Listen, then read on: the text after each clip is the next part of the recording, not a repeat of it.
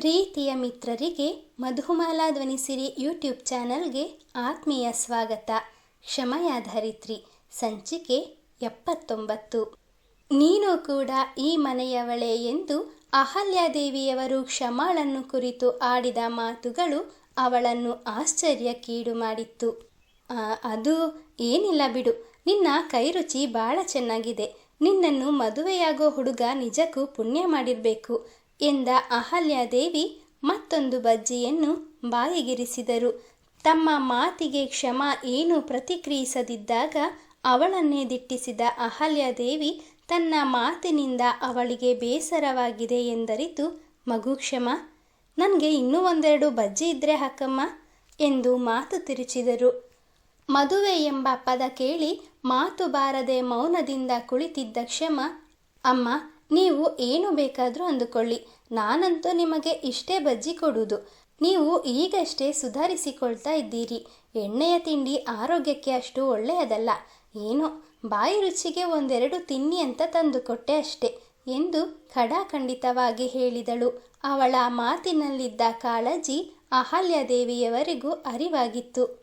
ಮಗು ಕೇಳು, ನನಗೆ ವಯಸ್ಸಾಗಿರ್ಬೋದು, ಆದರೆ BP, ಶುಗರ್ಗಳಂತಹ ಯಾವ ಕಾಯಿಲೆಯೂ ಇದುವರೆಗೂ ಹತ್ತಿರ ಸುಳಿದಿಲ್ಲ.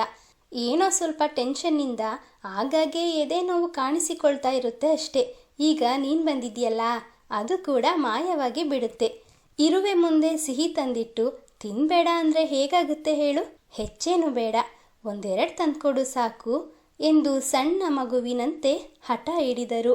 ಕ್ಷಮ ಇಂದು ತಾನು ಬಜ್ಜಿಯನ್ನು ತಯಾರಿಸಲೇಬಾರದಿತ್ತು ಎಂದುಕೊಂಡು ಅನುತಾಪದಿಂದ ಶ್ರೀಪತಿಯ ಮುಖ ನೋಡಿದಳು.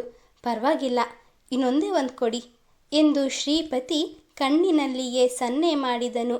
ಅವರಿಬ್ಬರನ್ನೇ ಗಮನಿಸುತ್ತಿದ್ದ ಅಹಲ್ಯಾದೇವಿ, ನಿಮ್ಮಿಬ್ಬರದ್ದು ಮಾತುಕತೆ ಮುಗ್ದಿದ್ರೆ ನನಗೆ ನನ್ನ ಬಜ್ಜಿ ಸಿಗ್ಬಹುದಾ ಎಂದಾಗ ಅವರಿಬ್ಬರೊಂದಿಗೆ ಅಹಲ್ಯಾದೇವಿಯವರ ಮುಖದಲ್ಲೂ ನಗು ಮೂಡಿತು.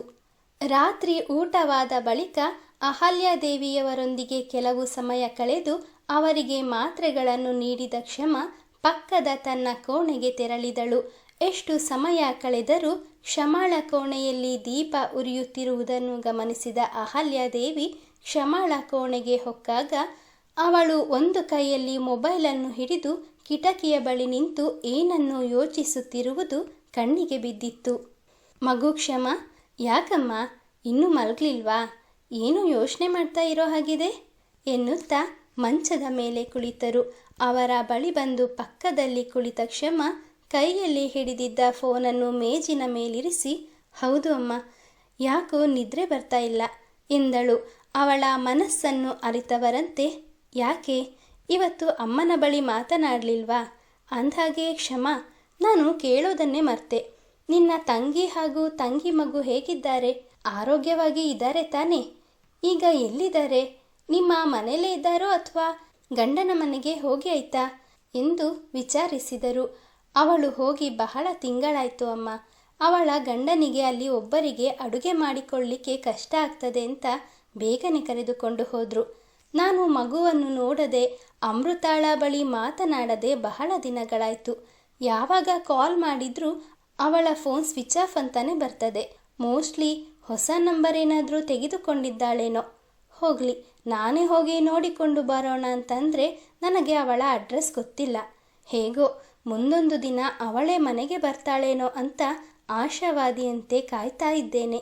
ಇವತ್ತು ಬೆಳಗ್ಗಿನಿಂದ ಅಮ್ಮನಿಗೆ ಕಾಲ್ ಮಾಡ್ತಾನೇ ಇದ್ದೇನೆ, ಆದರೆ ಅಮ್ಮನ ಫೋನ್ ಕೂಡ ಸ್ವಿಚ್ ಆಫ್ ಅಂತ ಬರ್ತಾ ಉಂಟು. ನನಗೆ ಯಾಕೋ ಬಹಳ ಗಾಬರಿ ಆಗ್ತಾ ಇದೆ ಎಂದು ಅಳಲು ತೋಡಿಕೊಂಡಳು. ಇದರಲ್ಲಿ ಗಾಬರಿ ಪಡುವಂಥದ್ದು ಏನಿದೆ ಮಗು? ನೀನು ಹೇಳಿದಂತೆ ನಿನ್ನ ತಂಗಿ ಹೊಸ ನಂಬರ್ ತಗೊಂಡಿರ್ಬೋದು. ಹಾಗೆ ನಿಮ್ಮದು ಮೊದಲೇ ಹಳ್ಳಿ, ಅಲ್ಲಿ ಕರೆಂಟ್ ಕೂಡ ಸರಿಯಾಗಿ ಇರೋದಿಲ್ಲ. ಹಾಗಿರುವಾಗ ನಿನ್ನ ತಾಯಿಯ ಮೊಬೈಲ್ನಲ್ಲಿ ಚಾರ್ಜ್ ಮುಗ್ದಿರ್ಬೋದು. ನಾಳೆ ಒಮ್ಮೆ ಪ್ರಯತ್ನ ಮಾಡಿ ನೋಡು ಎಂದು ಸಮಾಧಾನ ಹೇಳಿದರು. ನಾಳೆ ಎಂದೊಡನೆ ಕ್ಷಮಾಳಿಗೆ ಬೇರೆಯ ಆಲೋಚನೆಯೇ ಮೂಡಿತು. ಅವಳು ಏನನ್ನೋ ಹೇಳುವ ಮುನ್ನವೇ ಮಾತು ಮುಂದುವರಿಸಿದ ಅಹಲ್ಯಾದೇವಿ, ಮಗು, ನಾನು ಆಗಲೇ ಮದುವೆ ಅಂದಿದ್ದಕ್ಕೆ ನೀನು ಏನೂ ಮಾತನಾಡಲಿಲ್ಲ. ನಿನಗೆ ಬೇಸರ ಆಗ್ಬೋದು ಅಂತ ನಾನೇ ಸುಮ್ಮನಾದೆ.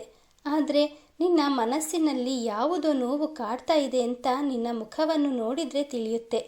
ನಾನು ಅಂದು ಮೊದಲ ಬಾರಿಗೆ ನಿಮ್ಮ ಮನೆಗೆ ಬಂದಿದ್ದಾಗಲೇ ಅಕ್ಕನಿಗೆ ಮದುವೆ ಆಗದೆ ತಂಗಿಗೆ ಮಾಡಿದ್ದಾರಲ್ಲ ಅನ್ನೋ ಅನುಮಾನ ಉಂಟಾಯಿತು.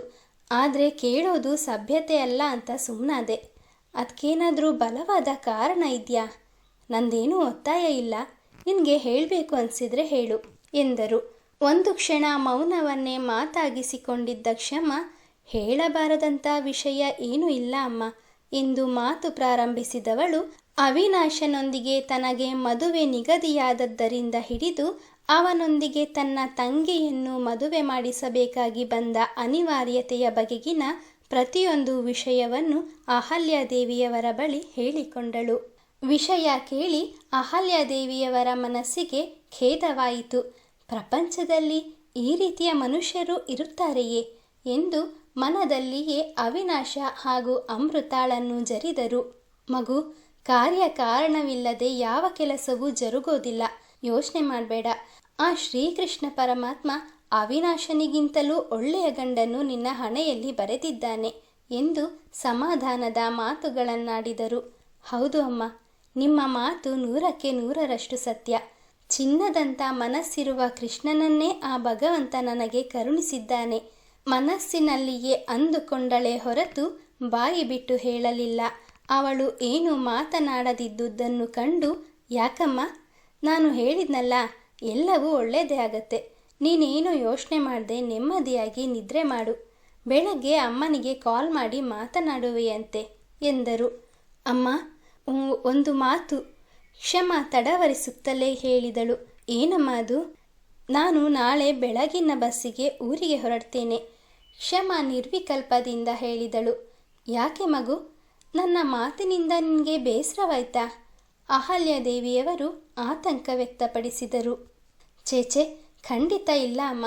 ಅದು ಅಮ್ಮ, ಯಾಕೋ ಗೊತ್ತಿಲ್ಲ, ಏನೋ ಒಂಥರ ಸಂಕಟ ಆಗ್ತಾ ಉಂಟು. ಮನೆಯಲ್ಲಿ ಏನೋ ನಡೆಯಬಾರದು ನಡೆದಿದೆಯೇನೋ ಅನ್ನಿಸ್ತಾ ಉಂಟು. ಅಮ್ಮನ ಫೋನ್ ಸ್ವಿಚ್ ಆಫ್ ಆಗಿದ್ರೂ ಪಕ್ಕದ ಮನೆಯ ನಂಜುಂಡಯ್ಯನವರ ಫೋನಿನಿಂದಾದರೂ ನನ್ನ ಹತ್ರ ಮಾತನಾಡ್ತಾ ಇದ್ರು. ನಾನಾಗಿಯೇ ನಂಜುಂಡಯ್ಯನವರಿಗೆ ಕಾಲ್ ಮಾಡಿದ್ದೆ. ಅವರು ಕೂಡ ಸರಿಯಾಗಿ ಮಾತನಾಡಲಿಲ್ಲ. ಆದಷ್ಟು ಬೇಗ ನೀನು ಮನೆಗೆ ಬಂದರೆ ಒಳ್ಳೆಯದು ಅಂತ ಹೇಳಿದರು. ಅವರು ಎಂತಕ್ಕೆ ಹಾಗೆ ಹೇಳಿದರು ಅಂತ ಯೋಚಿಸಿ ತಲೆ ಕೆಟ್ಟು ಹೋದಂತಾಗಿದೆ. ದಯವಿಟ್ಟು ನನ್ನನ್ನು ಒತ್ತಾಯಪಡಿಸಬೇಡಿ.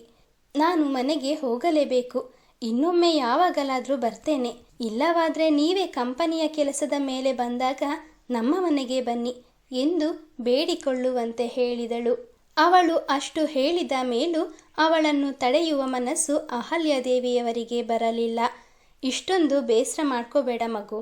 ನಿನ್ನ ಪರಿಸ್ಥಿತಿಯಲ್ಲಿ ನಾನಿದ್ರೂ ಹೀಗೆ ನಡ್ಕೊಳ್ತಾ ಇದ್ನೇನೋ. ಪರವಾಗಿಲ್ಲ, ನೀನು ಮಂಗಳೂರಿಗೆ ಹೋಗುವ ವ್ಯವಸ್ಥೆಯನ್ನು ನಾನು ಮಾಡ್ತೀನಿ. ಈಗ ಆರಾಮದಲ್ಲಿ ಮಲಗು ಎಂದು ತಮ್ಮ ಕೋಣೆಯತ್ತ ಹೆಜ್ಜೆ ಹಾಕಿದರು. ನೀನು ಬೇಗ ಬಂದರೆ ಒಳ್ಳೆಯದು. ನಂಜುಂಡಯ್ಯನವರ ಮಾತು ಪದೇ ಪದೇ ಕಿವಿಯಲ್ಲಿ ಪ್ರತಿಧ್ವನಿಸಿದಾಗ ಕ್ಷಮಾಳ ನಿದ್ರೆಯೆಲ್ಲವೂ ಹಾರಿಹೋಗಿತ್ತು. ಆ ದಿನ ಕಂಪನಿಯ ಎಲ್ಲ ಕೆಲಸವನ್ನು ತಾನೇ ನಿಭಾಯಿಸುತ್ತೇನೆ ಎಂದು ಶ್ರೀಪತಿಯನ್ನು ಒಪ್ಪಿಸಿದ್ದ ಅಹಲ್ಯಾದೇವಿಯವರು ಕ್ಷಮಾಳನ್ನು ಮಂಗಳೂರಿಗೆ ಬಿಟ್ಟು ಬರುವ ಕೆಲಸವನ್ನು ಆತನಿಗೆ ವಹಿಸಿದ್ದರು. ಶ್ರೀಪತಿ ಕ್ಷಮ ಇನ್ನು ತನ್ನಿಂದ ದೂರಾಗುವಳಲ್ಲ ಎಂದು ಬೇಸರವಾದರೂ, ಬೆಂಗಳೂರಿನಿಂದ ಮಂಗಳೂರಿನವರೆಗೂ ನನ್ನೊಡನೆಯೇ ಇರುತ್ತಾಳಲ್ಲ ಎಂದು ಮನಸ್ಸಿಗೆ ಸಮಾಧಾನವಾಯಿತು. ಕ್ಷಮ ಬೆಳಗ್ಗೆ ಬೇಗನೆ ಹೊರಡುತ್ತಾಳೆಂದು ರಾತ್ರಿಯೇ ತಿಳಿಸಿದ್ದರಿಂದ ಜಯಣ್ಣ ಬೇಗನೆ ತಿಂಡಿ ತಯಾರಿಸಿದ್ದರು. ತಿಂಡಿ ತಿಂದು ಎಲ್ಲರಿಗೂ ತಿಳಿಸಿದ ಕ್ಷಮ ಶ್ರೀಪತಿಯೊಂದಿಗೆ ಕಾರಿನಲ್ಲಿ ಮಂಗಳೂರಿನತ್ತ ಪ್ರಯಾಣ ಬೆಳೆಸಿದಳು. ಮತ್ತೆ ಯಾವಾಗ ನೀವು ಇತ್ತ ಕಡೆ ಬರೋದು? ಶ್ರೀಪತಿ ಕ್ಷಮಾಳ ಮೌನವನ್ನು ಭಂಗಗೊಳಿಸುವಂತೆ ಪ್ರಶ್ನಿಸಿದ್ದನು. ಏನೋ ಹೇಳಿದ್ರಿ, ನನಗೆ ಕೇಳಿಸ್ಲಿಲ್ಲ. ಯಾವುದೋ ಯೋಚನೆಯಲ್ಲಿದ್ದ ಕ್ಷಮ ಅವನ ಮಾತಿನಿಂದ ಎಚ್ಚೆತ್ತಳು. ಏನೂ ಇಲ್ಲ, ಅದೇ ಪುನಃ ಯಾವಾಗ ಬೆಂಗಳೂರಿಗೆ ಬರ್ತೀರಾ ಅಂತ ಕೇಳಿದೆ. ಅವಳೊಡನೆ ಹೆಚ್ಚು ಹೆಚ್ಚು ಮಾತನಾಡಿದಷ್ಟು ಅವನಿಗೆ ಸಮಾಧಾನವೇ ಇರಲಿಲ್ಲ. ನೋಡುವ, ಸಮಯ ಆದಾಗ ಬರ್ತೇನೆ. ಕ್ಷಮ 3-4 ಪದಗಳಲ್ಲಿ ಮಾತು ಮುಗಿಸಿದಳು. ಆ ಸಮಯ ಬೇಗ ಬರಲಿ. ಪಿಸುಧ್ವನಿಯಲ್ಲಿ ಹೇಳಿದವನ ಮಾತುಗಳು ಅವಳ ಕಿವಿಗಳನ್ನು ತಾಕಲಿಲ್ಲ. ಆ ಸಮಯಕ್ಕೆ ಅದು ಅವಳಿಗೆ ಬೇಕಾಗಿಯೂ ಇರಲಿಲ್ಲ. ಕೆಲ 2 ದಿನಗಳಿಂದ ತನ್ನೊಡನೆ ಅಷ್ಟು ಆತ್ಮೀಯವಾಗಿ ಮಾತನಾಡುತ್ತಿದ್ದ ಕ್ಷಮ ಇಂದು ಬೇಕೋ ಬೇಡವೋ ಎಂದು ಉತ್ತರಿಸುತ್ತಿರುವುದನ್ನು ಕಂಡು ಅವಳಿಗೆ ಏನೋ ಬೇಸರವಾಗಿರಬಹುದು ಎಂದು ಭಾವಿಸಿದವನು, ಕ್ಷಮ, ನಿಮ್ಮನ್ನ ನೋಡ್ತಾ ಇದ್ರೆ ಏನನ್ನೋ ಯೋಚನೆ ಮಾಡ್ತಾ ಇರೋ ಹಾಗಿದೆ, ಅದೇನು ಅಂತ ಹೇಳಿ, ನಿಮ್ಮ ಮನಸ್ಸು ಹಗುರ ಆಗ್ಬೋದು ಎಂದನು. ಅಂಥದ್ದೇನೂ ಇಲ್ಲ. ಅವಳ ಚುಟುಕು ಉತ್ತರ ಕೇಳಿ ತನ್ನ ಮಾತೆ ಅವಳಿಗೆ ಬೇಸರ ತರಿಸುತ್ತಿರಬಹುದು ಎಂದು ಶ್ರೀಪತಿ ಕೂಡ ಮುಂದೆ ಮಾತನಾಡದೆ ಸುಮ್ಮನಾದನು. ಕೆಲ ಸಮಯ ಇಬ್ಬರಲ್ಲೂ ಮೌನವೇ ಆವರಿಸಿತ್ತು. ನನ್ನ ಮಾತಿನಿಂದ ನಿಮಗೆ ಬೇಸರವಾಯಿತು ಅಂತ ಕಾಣಿಸ್ತದೆ.